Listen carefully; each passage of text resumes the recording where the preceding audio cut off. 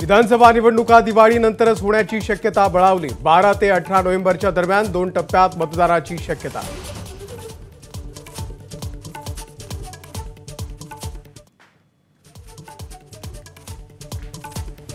राजकोट किल्ल्यावरील ठाकरे आणि राणे समर्थकांमधील राडा प्रकरणामध्ये गुन्हे दाखल।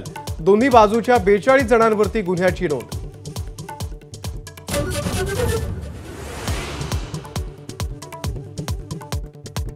पुतळा कोसळल्या प्रकरणामध्ये सिंधुदुर्गमधल्या राजकोट किल्ल्यावरती फॉरेन्सिकची टीम दाखल।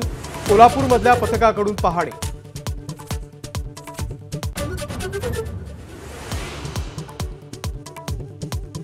अजितदादा आंदोलन काय करता, राजीनामा द्या, संजय राऊत यांची मागणी। भाजपनं पुतळा प्रकरणामध्ये हजारो कोटींचा भ्रष्टाचार केल्याचा आरोप।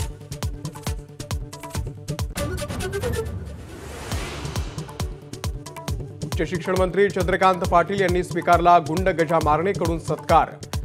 दहीहंडीच्या कार्यक्रमामध्ये करून घेतला गौरव।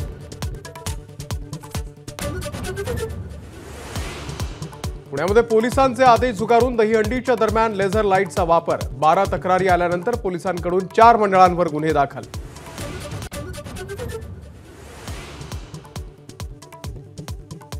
आजपासून 5 दिवस पासपोर्टची वेबसाईट दुरुस्तीसाठी बंद। सर्व ऑनलाईन अपॉइंटमेंट होणार रिशेड्यूल।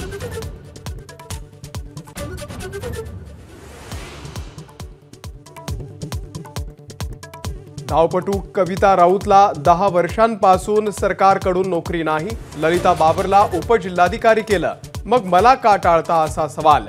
हिरामण खोसकर, जेपी गावित यांच्याकडून भेदभावाचा आरोप।